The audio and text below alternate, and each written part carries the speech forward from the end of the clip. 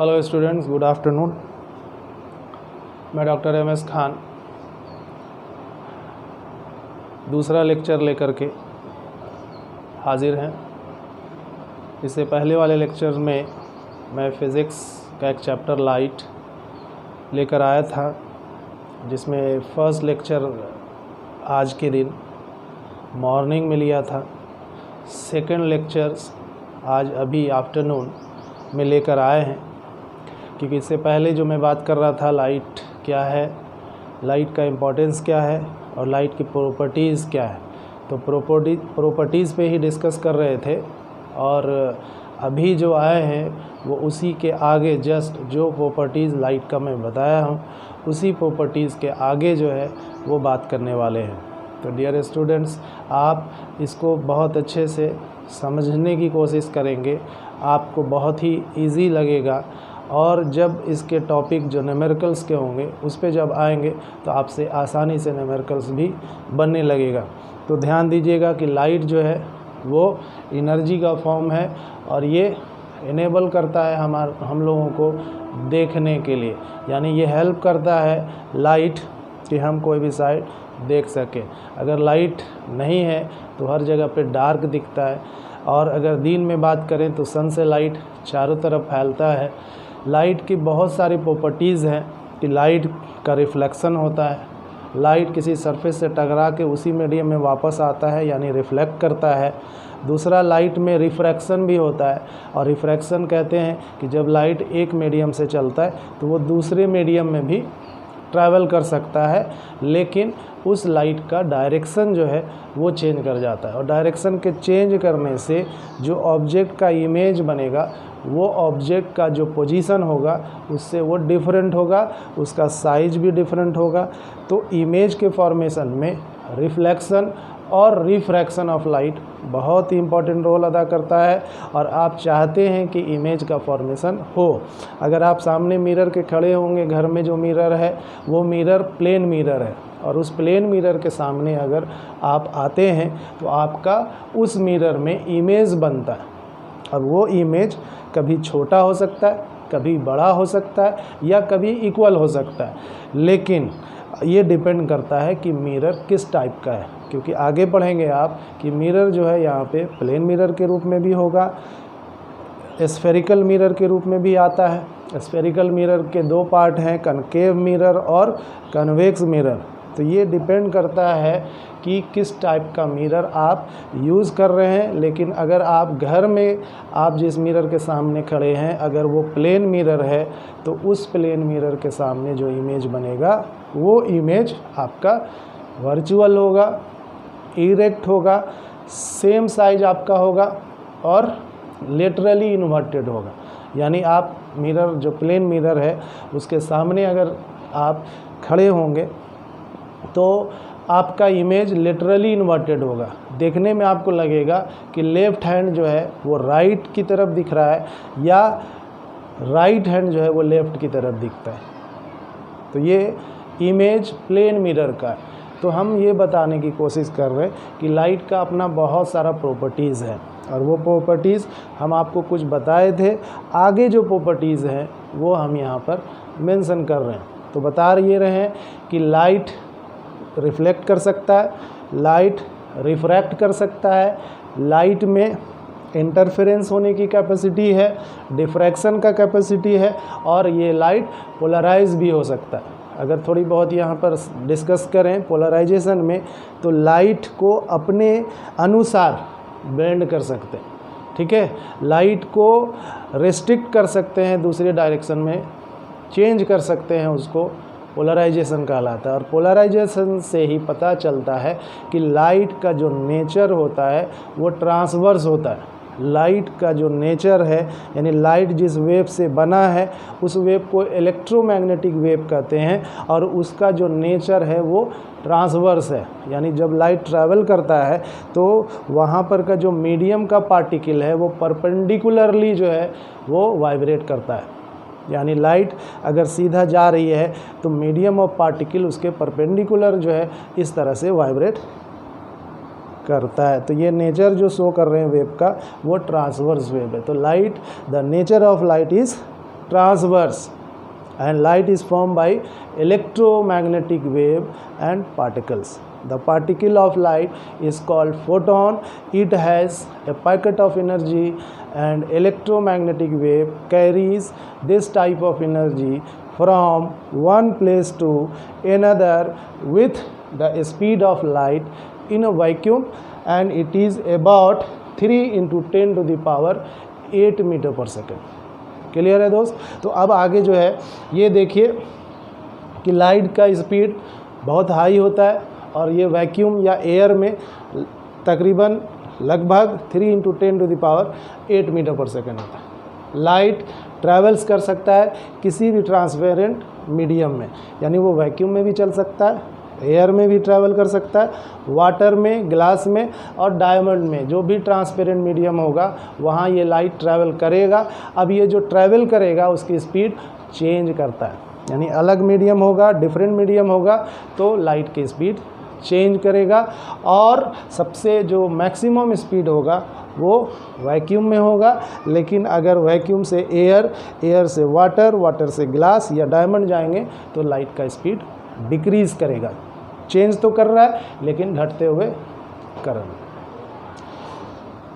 तीसरा जो यहाँ बता रहे हैं कि लाइट सोर्स कर रहा है, अभी बता रहे थे कि reflection, refraction, interference, diffraction and polarization. तो लाइट बना है पार्टिकल से, उसको बता सकते हैं कि रिफ्लेक्शन और रिफ्रैक्शन के थ्रू, लेकिन बाकी जो हम कह रहे हैं कि लाइट वेव से भी बना है, तो वेव को समझने के लिए या लाइट वेव से बना है या नहीं उसको अगर इंटरफेरेंस समझें, डिफ्रैक्शन और पोलराइजेशन, तब क्लियर होता है कि light is also form by a wave.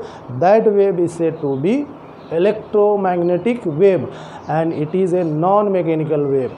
That means it is independent to any medium for their propagation. Light को ट्रैवल करने के लिए कोई मीडियम हो या ना हो, इसके ऊपर ये लाइट डिपेंड उस पर नहीं करता. ठीक है.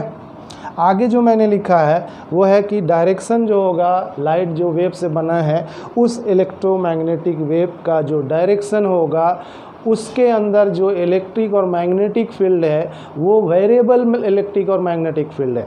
यहाँ पे अगर फिगर से समझा जाए तो देखिएगा कि इस तरह से ये ट्रांसवर्स वेव है, और ट्रांसवर्स वेव नेचर जो है इलेक्ट्रोमैग्नेटिक वेव का वो ट्रांसवर्स है, ये है. लेकिन इलेक्ट्रोमैग्नेटिक फील्ड में अगर हम लोग बात करें तो इसमें इलेक्ट्रिक फील्ड भी होगा और मैग्नेटिक फील्ड भी होगा. उसी तरह से ये वेरिएबल है और इसको अगर हम लोग यहाँ पर चेंज करें तो वो इस तरह से चेंज करता है. ध्यान दीजिएगा. और इसको भी ऐसे बना सकते हैं.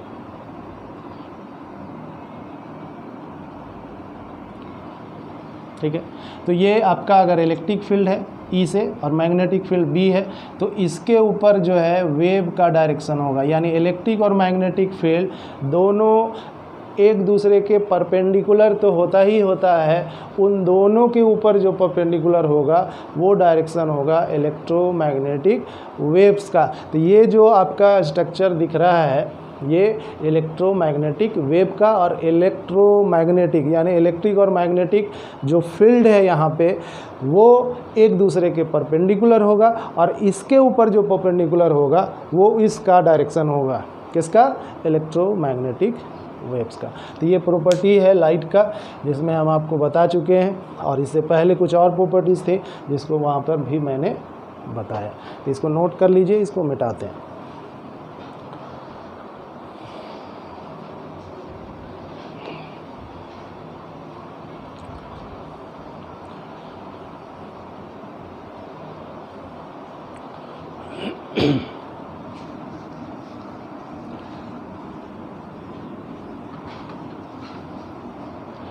अब एक चीज़ और देखिए कि जब हम स्पीड ऑफ लाइट की बात करेंगे तो ये कैसे फाइंड आउट होगा. Speed of light in vacuum. तो स्पीड ऑफ लाइट अगर वैक्यूम में फाइंड आउट करना हो तो c = 1/μ0 और एप्सिलॉन नॉट से फाइंड आउट होगा, क्योंकि यहाँ पर जो लाइट है वो इलेक्ट्रोमैग्नेटिक वेव से बना है और ये इलेक्ट्रोमैग्नेटिक वेव में इलेक्ट्रिक और मैग्नेटिक फील्ड है। इसमें हमने बताया अभी कि ये इलेक्ट्रिक फील्ड है, इधर जो है वो मैग्नेटिक फील्ड है, ठीक है, परपेंडिकुलर है, बाहर दिखाना ज़रूरी नहीं है। आप इसमें इसका वेरिएबल है, ये इधर से है तो फिर ये वेरी कर जाएगा इस तरह से। अभी ये इलेक्ट्रिक फील्ड है, ये मैग्नेटिक फील्ड है, यहाँ पर ये मैग्नेटिक फील्ड है और ये इलेक्ट्रिक फील्ड है। तो इस तरह से परपेंडिकुलरली इलेक्ट्रिक और मैग्नेटिक फील्ड चेंज कर रहा है पीरियोडिकली। ये टाइम का डायरेक्शन दिखा सकते हैं, तो टाइम एक्सिस है ये, और इस टाइम एक्सिस के साथ जो है फिक्स इंटरवल ऑफ टाइम में इलेक्ट्रिक और मैग्नेटिक फील्ड का मैग्नीट्यूड और डायरेक्शन दोनों चेंज करता है। और ये इलेक्ट्रिक और मैग्नेटिक फील्ड, सपोज़ करो कि ये जो है आपका इलेक्ट्रिक फील्ड है और ये उसके परपेंडिकुलर है ये मैग्नेटिक फील्ड, और इस पर जो परपेंडिकुलर होगा वो होगा डायरेक्शन किसका, इलेक्ट्रोमैग्नेटिक वेव का, इलेक्ट्रोमैग्नेटिक वेव का, यानी तीनों एक दूसरे पर परपेंडिकुलर होता है। और लाइट जो है इसी से बना है, इलेक्ट्रोमैग्नेटिक वेव से बना है, तो इलेक्ट्रोमैग्नेटिक वेव ये ट्रैवल कर रहा है, ठीक, और उसके ऊपर जो है इलेक्ट्रिक और मैग्नेटिक फील्ड वेरिएबल जो है मैग्नीट्यूड और डायरेक्शन के साथ वर्क कर रहा है। तो ये इधर जाएगा, ये इधर आएगा, ये इधर, यानी एक दूसरे के ये परपेंडिकुलर है, लेकिन जो डायरेक्शन रे का आ रहा है, रे का, लाइट के जो रे का डायरेक्शन आ रहा है, सपोज़ करें अगर वो डायरेक्शन ऑफ इलेक्ट्रोमैग्नेटिक वेव है तो उस रे के ऊपर इलेक्ट्रिक और मैग्नेटिक फील्ड परपेंडिकुलर हो। अब जो इक्वेशन यहाँ पे मैंने बनाया है वो इक्वेशन यहाँ C = 1/μ0 एप्सिलॉन नॉट है। ये इलेक्ट्रिक फील्ड का इक्वेशन अगर हम लोग देखें, जब इलेक्ट्रिक फील्ड की बात करेंगे तो ये इलेक्ट्रिक फील्ड से जो फोर्स यहाँ पर आ रहा है F = Q × E, और इसी को अगर फाइंड आउट करेंगे तो Q0, ठीक है। अगर पूरी तरह से इसको अगर हम लोग सॉल्व करें तो देखिएगा कि Q की जगह पे Q लिखा और E की जगह पर होता है Q² KQ, ठीक है, KQ/R²। इसको सॉल्व किया जाए अगर तो मैग्नीट्यूड जो है Q0 कर देता हूँ मैं इसको, तो Q0, K को पहले लिखिएगा R²। यही जो K है, ये K का वैल्यू है 1/4π एप्सिलॉन। तो ये एप्सिलॉन नॉट जो है यहाँ पर इसका वैल्यू को आपको नोट करना है। तो एप्सिलॉन नॉट = 8.854 × 10⁻12। और इसी तरह का मैग्नेटिक फील्ड की बात करें, यहाँ मैग्नेटिक फील्ड है तो मैग्नेटिक फील्ड का जो फार्मूला है उसके अनुसार जब चलेंगे तो μ0 का वैल्यू होगा 4π × 10⁻7।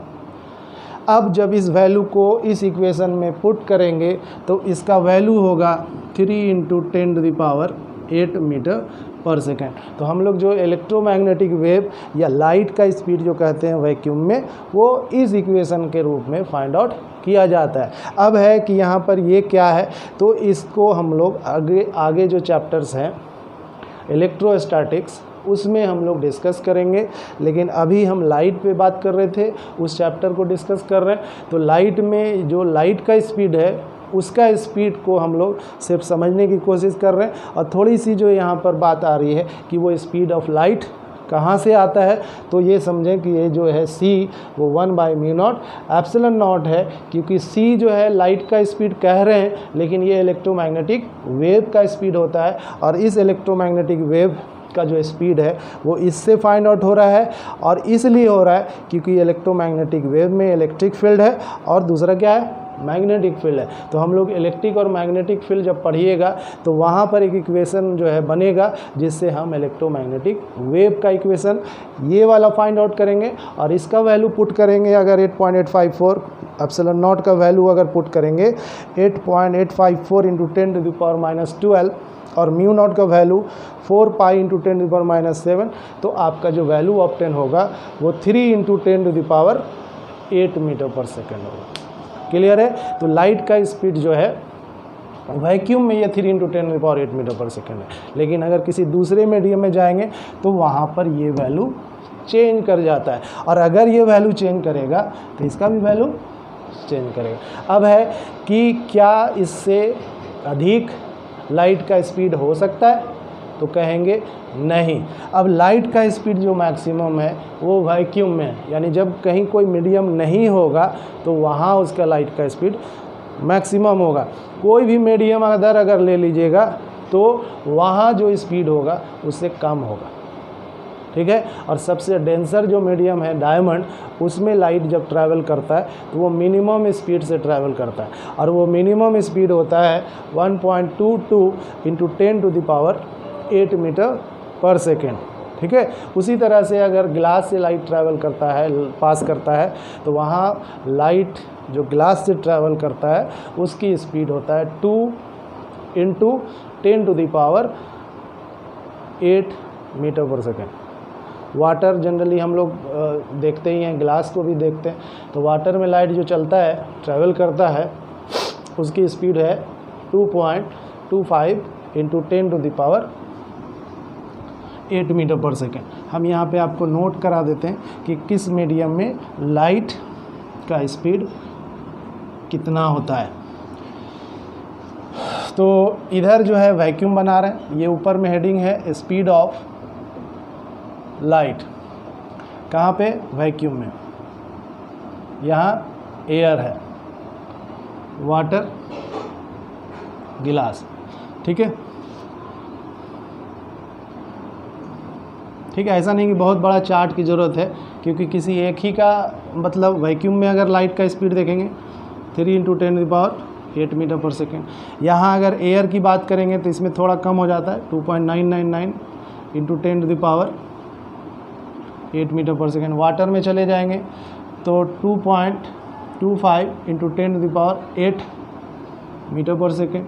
ग्लास में 2 इंटू 10⁸ मीटर पर सेकेंड। अब इधर से इधर जा रहे हैं, ये मोर डेंसर हो रहा है,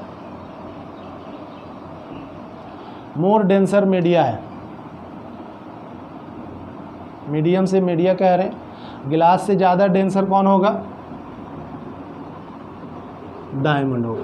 तो डायमंड में 1.22 अभी कह रहे थे इंटू 10⁸ मीटर पर सेकेंड। तो ये लाइट का डिफरेंट मीडियम में स्पीड है।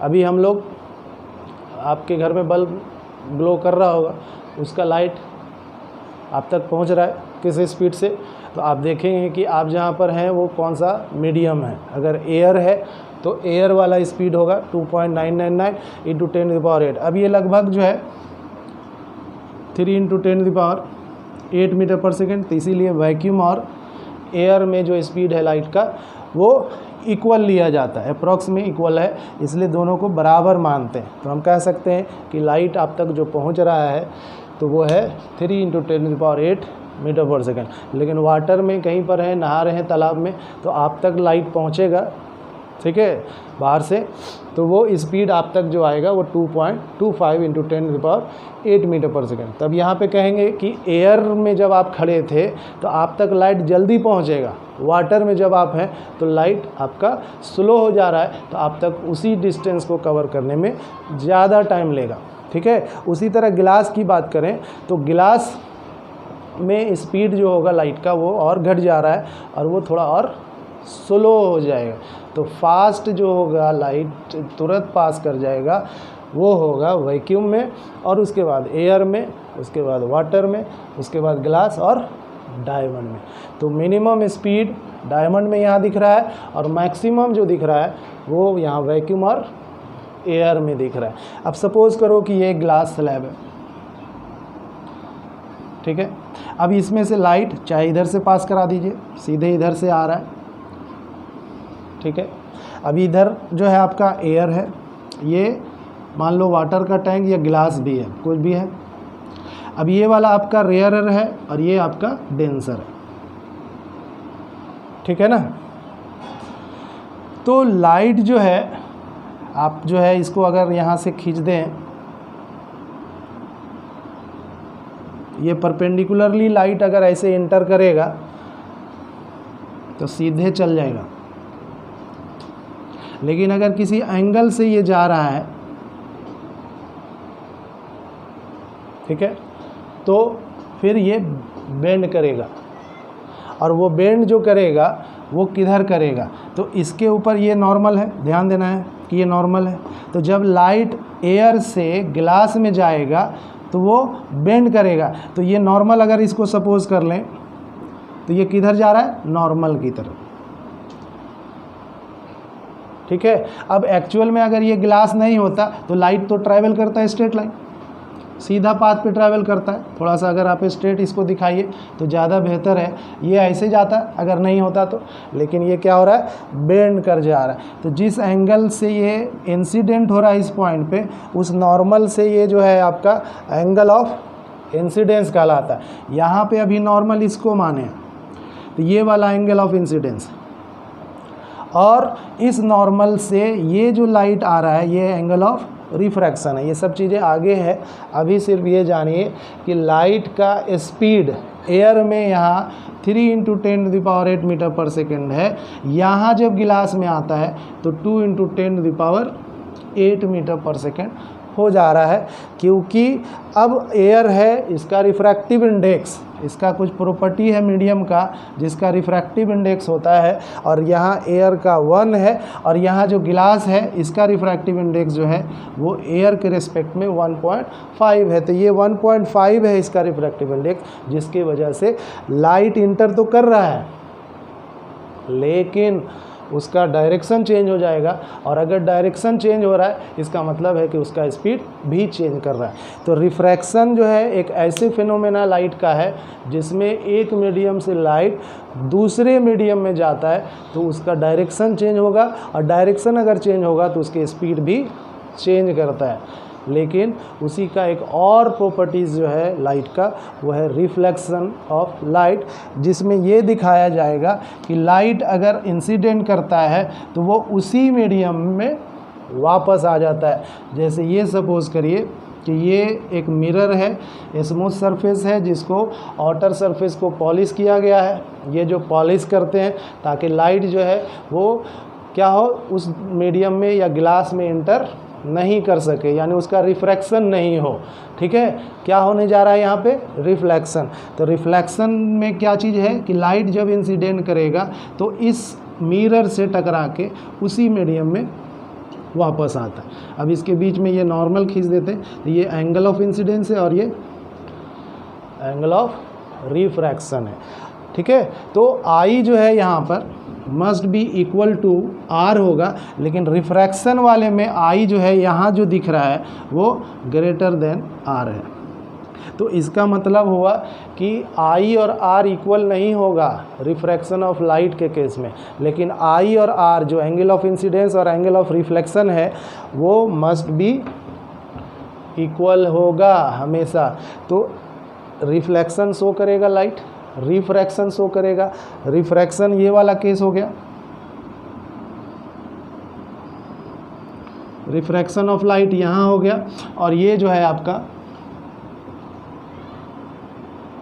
Reflection of light. तो लाइट जो है उसकी प्रॉपर्टी पे हम लोग बात कर रहे हैं, और उसमें ये बता रहे हैं कि लाइट का रिफ्लेक्शन होता है। लाइट जो रिफ्लेक्ट करता है इसमें लाइट उसी मीडियम में टकरा कर वापस आता है, और इसके कारण ही सारी चीज़ें दुनिया में दिखाई देता है।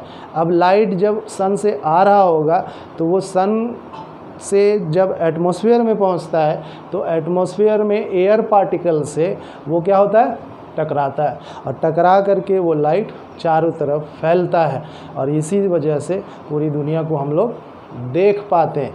अगर लाइट नहीं फैलेगा तो वहाँ पर वो जो हम लोग पूरी तरह से क्या बोलते हैं, क्लियर जो स्काई दिखेगा, क्लाउड दिखेगा, वो नहीं दिखेगा, वो डार्क दिखेगा, ठीक है, अंधेरा दिखेगा। कब? जब लाइट पार्टिकल पे टकरा करके अगर फैलता नहीं है तो एक ऐसा प्रोसेस लाइट का, एक ऐसा फिनोमेना भी है लाइट का, यानी लाइट का प्रॉपर्टी एक ऐसा भी है कि लाइट फैलता है टकरा करके, ठीक है। और अगर फैलता है तो वो फिनोमेना जो यहाँ पर है वो स्कैटरिंग ऑफ लाइट कहलाता है, यानी लाइट शो करेगा रिफ्रैक्शन को, लाइट शो करेगा रिफ्लेक्शन को, लाइट शो करेगा स्कैटरिंग ऑफ लाइट को। और भी बहुत सारा इस लाइट के अंदर गुण है, प्रॉपर्टीज़ है, जिसको हम लोग धीरे धीरे और सभी चीज़ें समझने की कोशिश करेंगे और आपको आसान हो जाएगा कि लाइट इतना इम्पोर्टेंट हमारे लिए है। और आप अगर और भी थोड़ी सी मेहनत करेंगे तो लाइट के हेल्प से आप कुछ भी अप्लाई करके एप्लीकेशन डिवाइसेस बना सकते हैं, आप भी इंजीनियरिंग इसमें कर सकते हैं। तो ये क्लियर हुआ कि वैक्यूम में लाइट का स्पीड ये है, डायमंड में लाइट का स्पीड 1.22 × 10⁸ मीटर पर सेकेंड है। लाइट में रिफ्रैक्शन होगा, यहाँ आप देख रहे हैं। अगर यही चीज़ उल्टा होता कि ग्लास से लाइट जो है वो एयर में जाएगा, तो यहाँ देखिएगा कि बेंड कर रहा है ये वाले नॉर्मल की तरह, लेकिन जब लाइट इस गिलास से एयर की तरफ जाएगा तो वहाँ पे अवे फ्रॉम द नॉर्मल होता है। तो ये चैप्टर है अलग अलग जिसमें हम लोग पढ़ेंगे। अभी हम सिर्फ और सिर्फ ये बता रहे हैं कि लाइट की प्रॉपर्टी क्या है।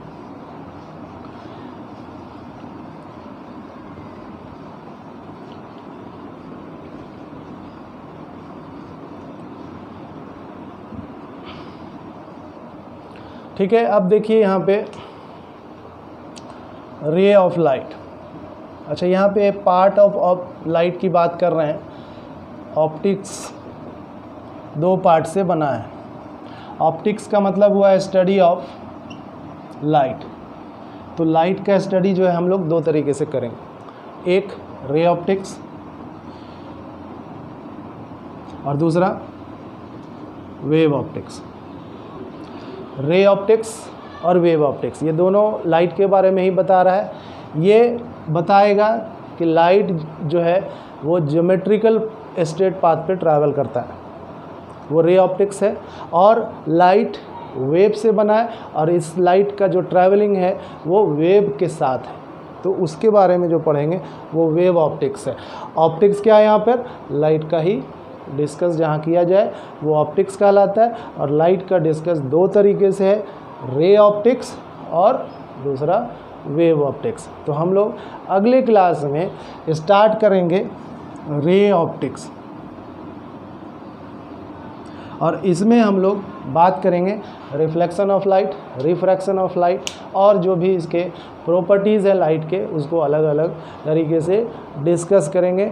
उम्मीद है ये वीडियो अच्छा लगा होगा और अगला वीडियो हम लोग बहुत जल्द अपलोड करेंगे, आप उसे देखना नहीं भूलिएगा और अगर अच्छा लगे तो लाइक करेंगे। Thank you very much.